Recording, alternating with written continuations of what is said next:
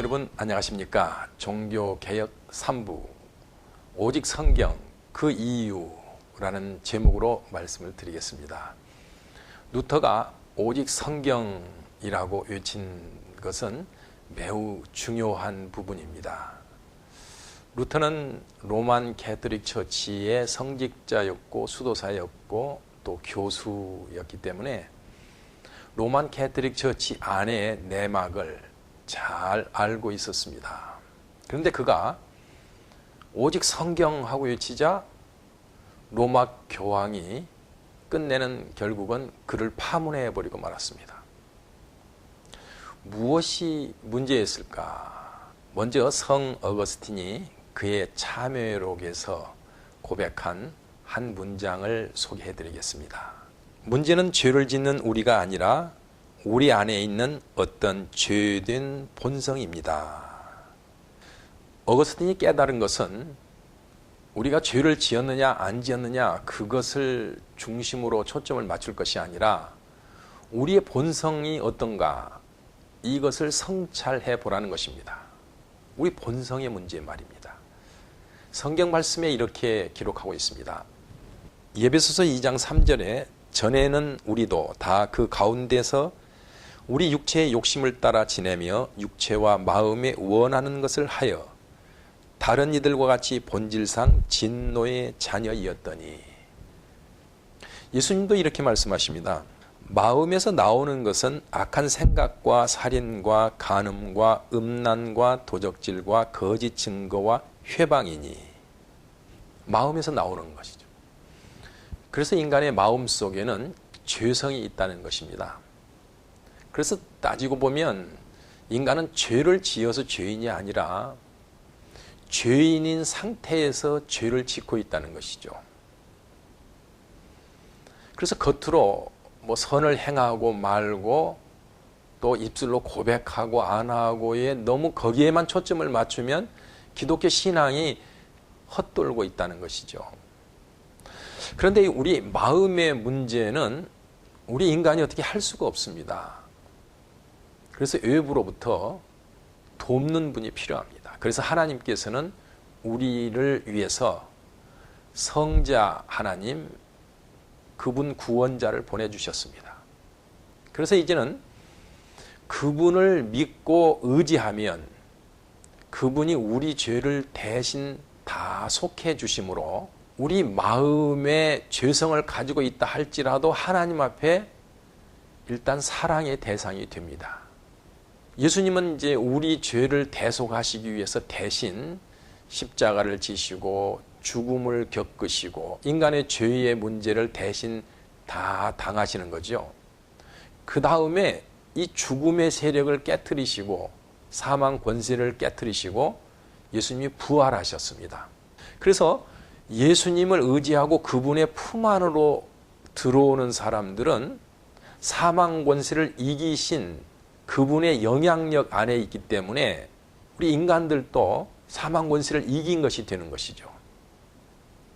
물론 예수님을 믿고 나도 우리 인간의 내면이 갑자기 성자가 된 건 아닙니다. 아직도 죄성이 있습니다. 그러나 하나님의 은혜가 임하기 때문에 죄성을 누르면서 살 수 있습니다. 완전한 건 아닐지라도 말이죠. 인간이 이제 그렇게 하나님 은혜 가운데서 이 땅에 살다가 이제 인간도 똑같이 죽었다가 예수님처럼 부활하게 되는데요. 그때는 완전히 완벽한 성자같이 되는 것입니다. 물론 죽기 전에 또 그 변화체가 될 수도 있다고 성경에서 나옵니다. 그건 시기의 문제입니다. 이제 예수님이 다시 오시기 전에 죽으면 죽었다가 부활하는 거고, 예수님이 오실 때 우리가 살아있으면 우리 몸이 변화되어서 이제 변화체가 돼서 영화로운 상태로 들어간다고 말하고 있습니다. 이것이 기독교입니다. 이렇게 해서 하나님의 은혜를 받고 구원받는 것이 기독교입니다.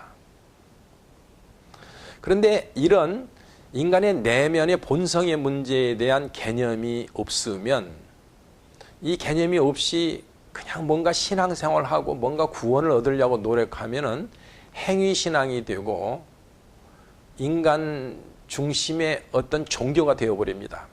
그래서 기독교하고 일반 종교하고 다른 점이 여기에 있는 것입니다. 로만 캐톨릭 처치의 신앙이 바로 그렇습니다. 로만 캐톨릭 처치의 신앙을 보면 일단 예수님을 믿어라. 그러나 또 공로를 쌓아라. 그 다음 성자들의 도움도 받아라. 또 면죄부도 살 수 있으면 살아. 그런데도 죽을 때 되면 공로가 너무 모자라서 연옥으로 가게 된다고 가르칩니다. 연옥은 그 유황불이 뜨거운 그 고통의 장소인데 그 뜨겁기가 지옥불만큼 뜨겁다고 또 책에는 기록하고 있습니다. 연옥에서는 어느 정도 있을지 모릅니다. 10년일지 수십 년일지 몇백 년일지 자기의 그 고통의 그 기간이 끝나야 천국으로 간다는 것이죠. 그러면 이런 교리를 따져보면 로만 캐톨릭 처치에 다니는 신자들은 구원을 아예 못 받은 거예요. 구원은 나중에 자기 공로에 따라서 받게 되고 말게 되고 이렇게 되는 거 아닙니까? 그러므로 로만 캐톨릭 처치의 신자들은 해도 답이 없는 신앙이죠.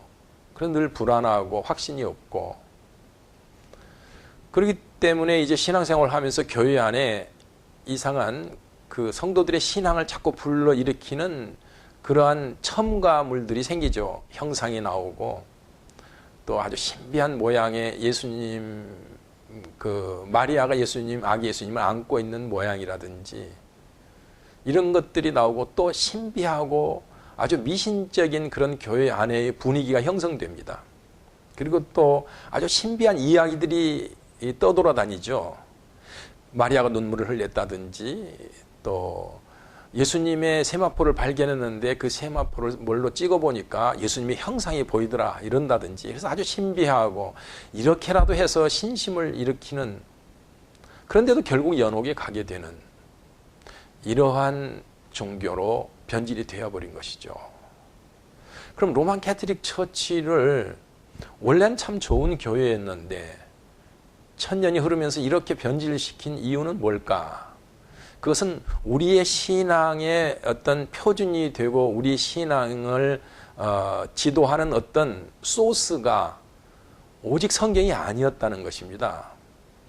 오직 성경만 따라가는 게 아니라 때로는 사람의 교훈, 교황의 어떤 지시사항이라든지 때로는 여기저기서 와가지고 교회에 은근히 붙어버린 전통들 이런 것들이 교회의 신앙을 지배하게 되고 또는 어떤 교회 회의에서 사람들이 이렇게 저렇게 정치적 목적이라든지 어떤 이유로 가지고 어떤 결정을 한 것을 또 신앙생활의 표준으로 삼고 지켜야 할 규율로 삼고 이렇게 하다 보니까 신앙이 예수님 중심에서 인간의 공로 중심, 행위 중심 이렇게 돼가지고 모호한 신앙이 돼버린 것이죠.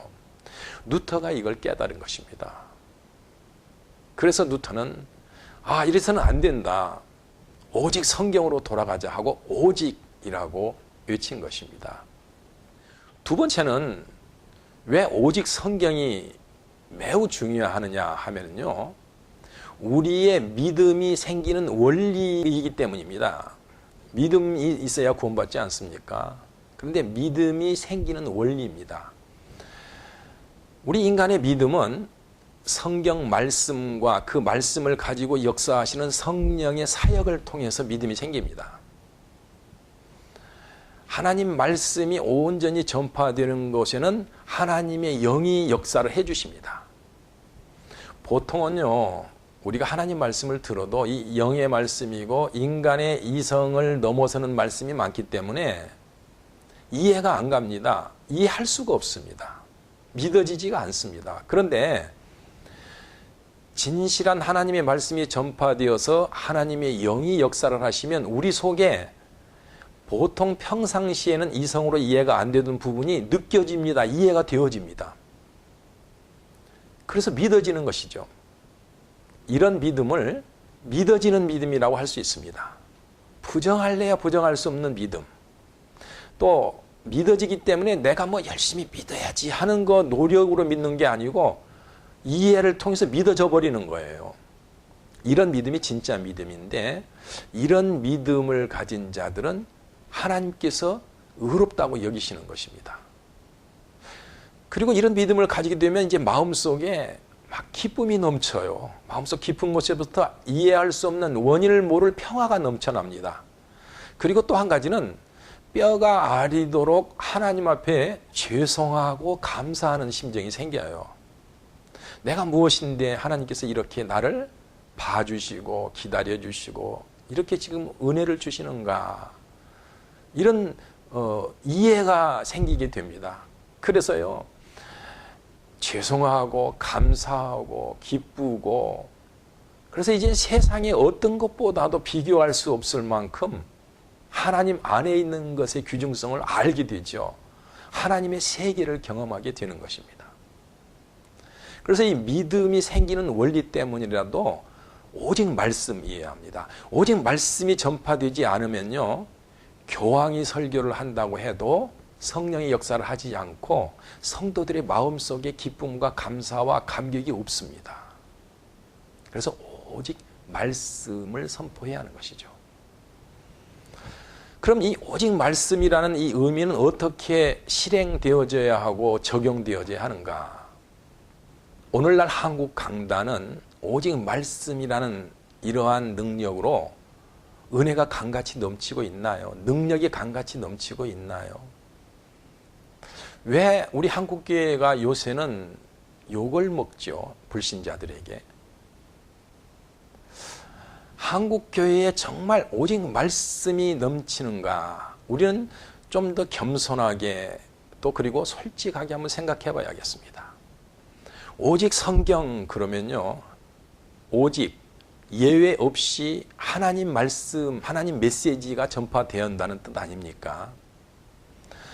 그렇다면 우리가 예배 때 본문을 먼저 읽을 때 오늘 하나님이 우리에게 주시는 말씀 하면서 본문을 봉독하면요, 그 본문이 예를 들어서 1절부터 10절까지다. 그러면 설교자는 1절부터 10절까지의 메시지, 그 문장 속에 들어있는 메시지를 전달해야 하지 않겠습니까? 그럴 때 성령이 역사하시는 것이죠. 그 본문의 메시지가 사회 속에서 여러 가지 고생하고 힘들게 살다가 교회에 나와서 예배에 참석한 성도들의 현실과 적용이 안 된다 해도, 현실과는 적용이 안 되어도 모든 인간의 영혼은 하나님 말씀과 다 적용이 됩니다. 그렇기 때문에 인간의 현실성에 초점을 맞추려고 너무 부담 갖지 말고 본문 메시지를, 하나님이 주신 메시지를 그대로 잘 공부를 해서 전하게 되면 그 영혼이 은혜를 받는 거예요. 그 영혼이 은혜를 받으면 다른 현실 문제에도 영향을 미쳐서 그 문제들도 스스로 해결할 수 있게 되는 것이죠. 이러한 방법으로 나가야 하는데, 만일에 어느 설교자가 오늘 모여든 우리 교회의 성도들의 현실 문제에 초점을 더 맞추다 보면 본문의 메시지를 전한다기보다는 본문 중에서 어떤 부분을 가지고 자기가 의도한 메시지를 만들어서 전하게 되죠. 그게 하나의 설교 원고라고 할 수 있는데, 그렇게 되면 본문의 메시지를 읽고 오늘 하나님이 우리에게 주시는 말씀이라고 읽고 나서는 그 메시지는 안 전하고 설교자가 자기의 메시지를 만들어서 전하지 않습니까? 그러면 하나님의 메시지를 무시하는 거예요. 이게 중대한 잘못입니다. 그래서 성도들은 귀로 듣는 말은 많아요, 설교를 통해서. 그런데 생명의 말씀이 그들의 심령 속에 역사를 안 하기 때문에 은혜가 없습니다. 은혜가. 순간적인 감동이나 감격은 있어도 그 영혼의 깊은 곳에 은혜가 없어서요, 사람들이 영적으로 기가를 느낍니다. 갈증을 느끼는 거예요. 그러면 교회에서는 이제 또 프로그램을 만들죠. 은혜 받는 프로그램, 기도회, 찬양 집회. 원래 사람이 은혜 받는 건, 성령의 충만을 받는 것은 말씀을 연구할 때 그 말씀이 우리 심령 속에 역사되어지기 위해서 성령이 역사하실 때 우리 심령 속에 감격이 넘치고 성령 충만의 은혜와 은혜의 그 경험을 하게 되는 것이죠. 근데 말씀 공부 없이 그냥 찬양만 한다고 해요. 드럼을 치고 볼륨을 올리고 기타의 음률과 사람들의 외침소리, 이러한 사람들의 외침 속에서 하나님의 성령을 끌어내리시려고 하는 겁니까? 이렇게 해서 이렇게 해서 뭘 하겠다는 거예요? 하나님이 영이 오시겠다는 거예요? 그렇게 해서? 물론 찬양 집회는요, 은혜 받은 사람들이 은혜를 모여서 은혜를 찬양하면서 하나님 앞에 영광을 돌리는 겁니다. 뭘 받으려고 하는 게 아니에요. 그러면 성경적이죠. 정상적이죠. 건강하죠. 그러나 은혜가 없는 사람이 은혜를 받으려고 그 일을 한다는 것은 이것은 난센스예요. 자, 우리가 이걸 많이 해오다 보니까 이제는 알잖아요. 다 소용없다는 거. 우리 양심적으로 그걸 알고 있지 않습니까? 그러므로 이제 우리는 우리의 신앙 속에 이렇게 전통처럼 찬양 집회는 마치 지금 우리 개신교 안에 무슨 전통같이 됐잖아요. 그런데 이것으로 인해서 성령 충만 받고 은혜 받는다는 건 이 비성경적이잖아요. 예수님이 신앙 속에 끼어드는 전통을 얼마나 책망하셨습니까? 유대인들이 전통을 중시하다 보니까 예수님이 말씀하시기를 너희가 하나님 말씀은 저버리고 사람의 유전을 따르는도다 하고 책망 많이 하셨죠. 오늘날 우리 속에도 그런 게 끼어 들어왔어요. 이번에 종교개혁 시리즈를 통해서 우리는 우리 신앙에 붙어있는 비성경적인 것을 잘라내고 도려내고 벗겨내고, 그래서 오직 성경 말씀만 신중하게 따라가는 것이 오직 성경의 운동이고요, 종교개혁 정신이고 우리 기독교의 참신앙을 살려내는 운동입니다. 성도 여러분, 마음속에 이런 열정으로 가득하셔서 하나님이 기뻐하시는 일생을 사시기를 주의 이름으로 축원합니다.